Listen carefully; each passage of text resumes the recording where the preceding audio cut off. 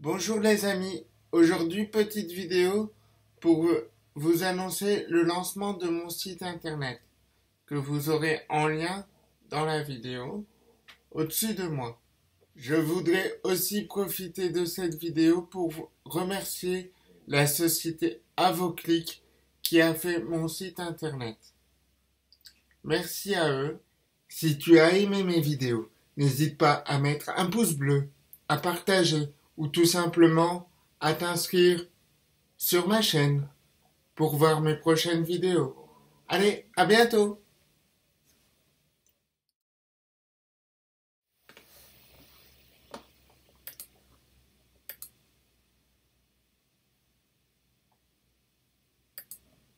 Signification de la pierre, l'agate blanche. L'agate est une pierre de protection polyvalente et populaire dans la joaillerie moderne, tout comme il y a 3000 ans, quand les anciens Égyptiens l'utilisaient comme pierre de joint, récipient de cuisson et talisman pour la protection. De nos jours, il est utilisé dans l'industrie et la fabrication en raison de sa ténacité et de sa résistance aux produits chimiques. Certaines utilisations courantes sont les outils de brunissage, les pendules de précision, les jeux de mortier et de pilon et plus encore. Mais son utilisation la plus répandue a toujours été pour les bijoux. L'agate est une pierre de protection précieuse très commune dans l'état de l'Oregon, souvent trouvée à l'intérieur des fameux tindrègues de l'Oregon qui se trouvent dans les parties orientales de l'état. Le tindrègue est aussi le rocher de l'état de l'Oregon, différent de la pierre précieuse de l'état. Propriété métaphysique de la pierre agate blanche. L'agate blanche est la pierre de la grossesse. Elle aide à protéger la mère et l'enfant, soulage les douleurs du travail, soulage les nausées matinales et assure un flux de lait sain pour le bébé. L'agate blanche est une pierre de protection, d'équilibre et de libération. On lui attribue le mérite d'harmoniser les côtés féminins et masculins d'un individu, d'aider le corps à libérer des toxines et de renforcer le système immunitaire. On croit aussi qu'elle améliore la concentration et les états d'esprit analytiques,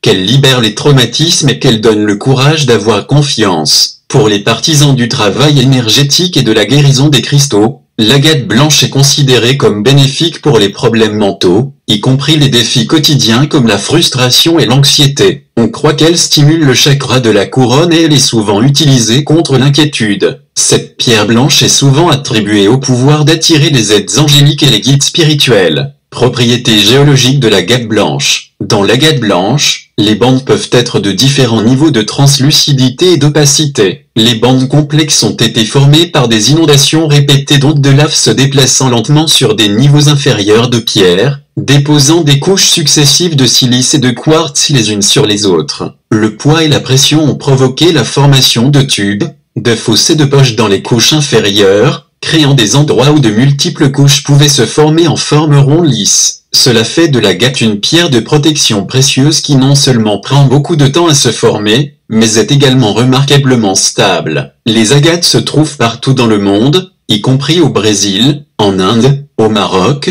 en Afrique, en République tchèque et dans divers endroits aux États-Unis. Soin approprié de l'agate blanche. Bien que l'agate soit une pierre de protection forte et résistante, elle n'est pas invulnérable. Il est préférable de la nettoyer avec de l'eau chaude savonneuse et une brosse d'eau sous un chiffon en coton. Ne nettoyez pas les agates à la vapeur car la pierre est sensible à la chaleur. Les cosmétiques et la transpiration peuvent affecter négativement le polissage de surface des pierres précieuses en agate. N'oubliez pas de mettre des bijoux en agate après le maquillage et les parfums, ainsi que de les enlever avant de nager ou de faire du sport. Rangez les bijoux en agate dans une pochette ou une boîte séparée pour éviter qu'ils n'endommagent d'autres pierres de protection. Ne pas entreposer à la lumière directe du soleil ou dans un endroit chaud. La plus grande valeur des pierres d'agate blanche peut être que leur qualité est neutre et semi-translucide. Parfois, la pierre précieuse dont un créateur a besoin est d'une pierre qui complète tranquillement la beauté des autres pierres de protection. L'agate blanche fait tout cela et plus encore. C'est la magie de l'agate blanche. Si tu as aimé mes vidéos, n'hésite pas à mettre un pouce bleu, à partager ou tout simplement à t'inscrire sur ma chaîne pour voir mes prochaines vidéos. Allez, à bientôt!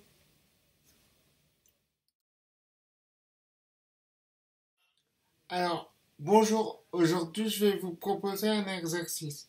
C'est un petit exercice de concentration qu'on m'a appris quand j'étais plus jeune, c'est de prendre une feuille de papier, un stylo, noir de préférence, et de faire une grande croix sur ce papier. Une grande croix. Une fois que cette grande croix est faite sur toute la feuille, assez grande, vous allez tout simplement vous concentrer sur les deux barres du X qui se rejoignent. Et normalement, en tout cas ça fonctionne pour moi, en vous concentrant sur le point de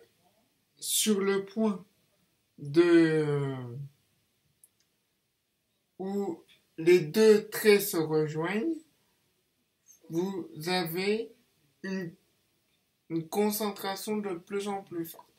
En tout cas, ça fonctionne pour moi et ça fonctionne pour tous ceux qui ont une mémoire visuelle. J'ai pu le remarquer puisque ça fait 15 ans que j'utilise cet exercice. Donc, quand vous avez une croix sur une feuille, dessinez une grande croix, vous visualisez l'endroit où les deux bâtons de la croix se rejoignent. Et normalement, si vous avez bien une mémoire visuelle comme la mienne, vous avez de plus en plus de concentration. Voilà pour le petit exercice de concentration du jour. Si tu as aimé mes vidéos, n'hésite pas à mettre un pouce bleu, à partager ou tout simplement à t'inscrire sur ma chaîne pour voir mes prochaines vidéos. Allez, à bientôt! Simon le Zélote ou Saint Simon le Cananéen est un juif probablement originaire de Béthanie, village de Judée. Il est le 8e apôtre de Jésus mais également le plus âgé. Il est surnommé le Zélote par Luc et le Cananéen par Matthieu et Marc, ce qui permet de le distinguer de l'apôtre Simon-Pierre. On présume qu'il serait un ancien zélote, c'est-à-dire faisant partie d'un groupe extrémiste du 1er siècle, incitant les Judéens à se rebeller activement contre l'Empire romain. Si ce n'est pas le cas, ce surnom lui aurait peut-être été attribué en raison du caractère exclusif dont il fait preuve concernant la religion. Avec le Christ, Simon le Zélote découvrit l'universalité de l'amour de Dieu. Il sera d'ailleurs témoin de plusieurs étapes dans la vie de Jésus, la scène, mais aussi de la résurrection, l'ascension puis la Pentecôte. Jésus, s'exprimant à Simon et à Jude aurait dit: Viens, Simon qui n'a pas eu de fils, viens Jude, qui perd ton père pour mon amour. Je vous unis dans un même sort, liant ces deux amis. Selon la tradition chrétienne, Simon le Zélote serait d'abord parti en missionnaire afin d'évangéliser l'Égypte et les Berbères. Il aurait ensuite rejoint l'apôtre Jude afin d'aller tous deux prêcher en Perse, autrefois empire parthe. Ils moururent ensemble en martyrs. Simon le Zélote fut sauvagement scié en deux par des païens, en Arménie ou en Perse, selon une tradition de l'Église d'Orient. Cet apôtre est souvent considéré comme quelqu'un de particulièrement sage et de mature, certainement en raison de son âge mais aussi de son parcours de vie. Traditionnellement, la tribu principale de Simon le Zélote est la scie, objet de son martyre. On retrouve notamment cette représentation dans les églises de Saint-Jean de Latran et Saint-Achille et Néré, à Rome, également à Florence, dans la basilique della Santissima Annunziata. Il est aussi parfois représenté tenant un livre à la main ou un phylactère, en référence aux évangiles, ou une croix. De nombreuses représentations le montrent également en compagnie de son fidèle ami l'apôtre Jude. Dans la tradition catholique, il est fêté le 28 octobre, en même temps que l'apôtre Jude. Chez les orthodoxes, il est fêté le 10 mai. Simon le Zélote est considéré comme le patron des scieurs, en référence à son martyre. Si tu as aimé mes vidéos, n'hésite pas à mettre un pouce bleu, à partager ou tout simplement à t'inscrire sur ma chaîne pour voir mes prochaines vidéos. Allez, à bientôt!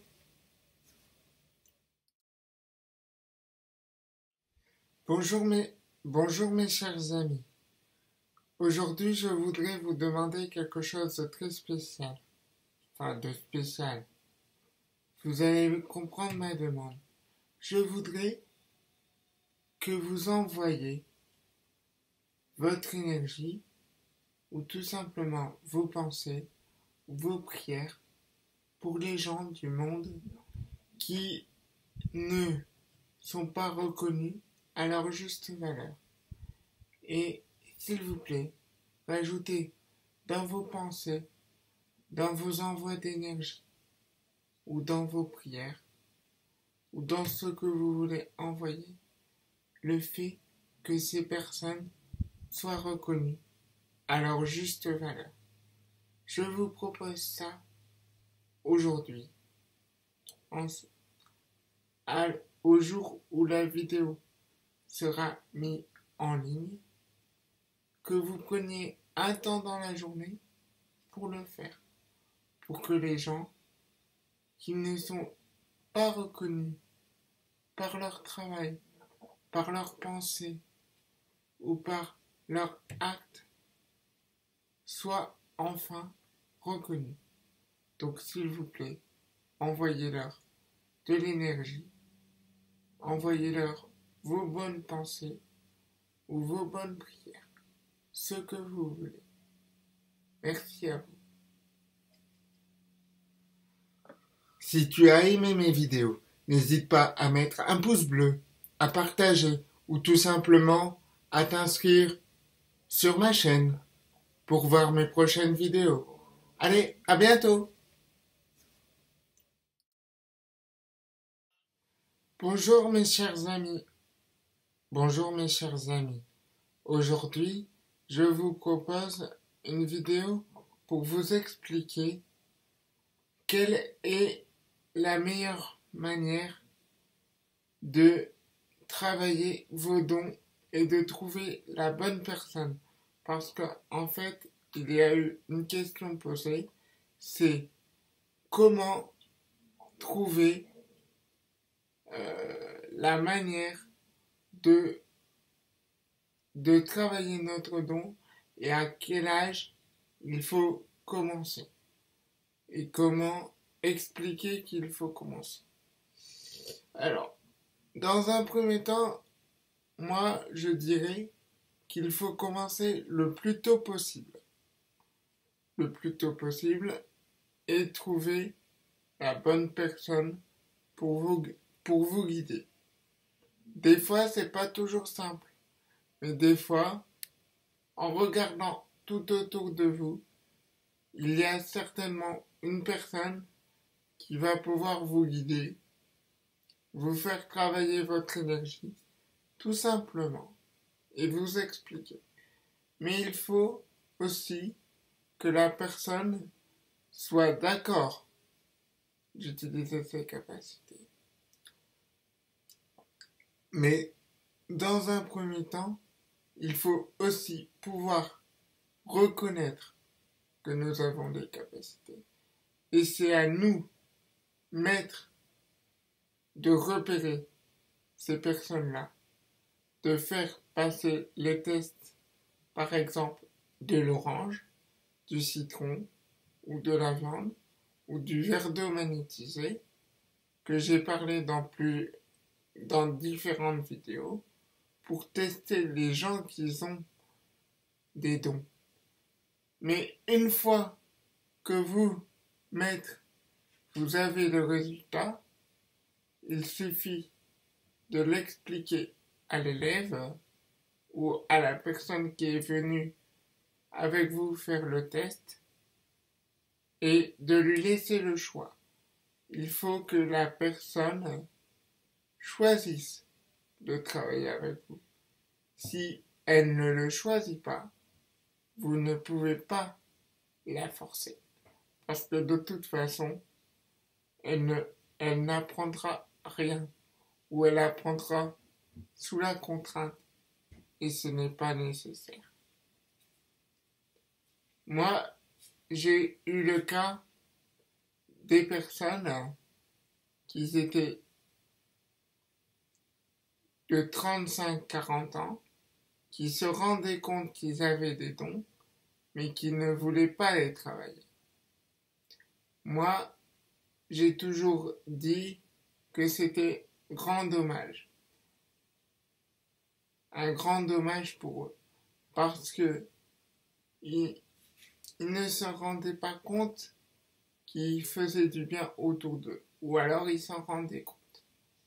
Une fois, j'ai eu un moment de colère où je voulais tout arrêter. Et j'ai tout simplement dit j'arrête tout. Et ben je vous assure qu'au bout d'1 semaine, je me suis rendu compte qu'il me manquait quelque chose.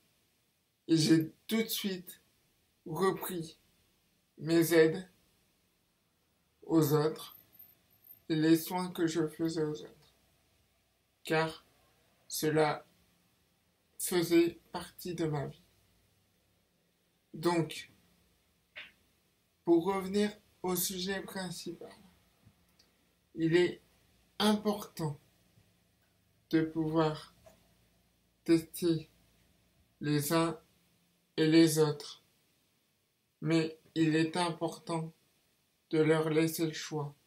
Mais au plus jeune vous comprendrez, au plus jeune vous apprendrez, au mieux ce sera pour vous et au plus vous pourrez travailler deux choses. Voilà, j'espère avoir éclairé certaines personnes.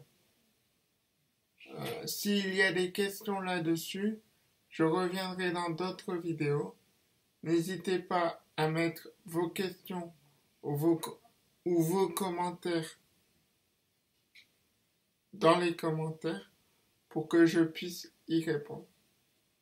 Merci à vous et merci de m'avoir écouté. Si tu as aimé mes vidéos, n'hésite pas à mettre un pouce bleu, à partager ou tout simplement à t'inscrire sur ma chaîne pour voir mes prochaines vidéos. Allez, à bientôt!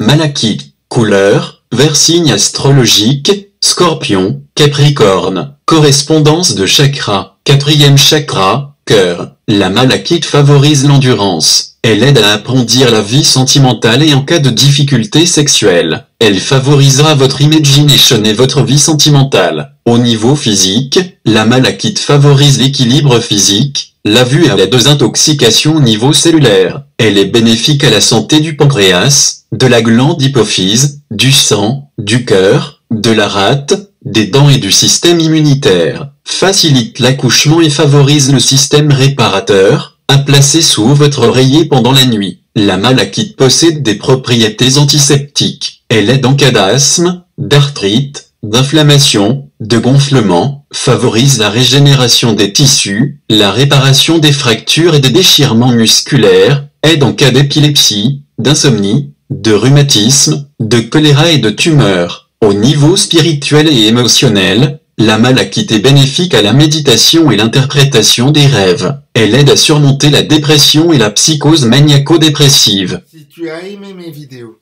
n'hésite pas à mettre un pouce bleu, à partager ou tout simplement à t'inscrire sur ma chaîne pour voir mes prochaines vidéos. Allez, à bientôt!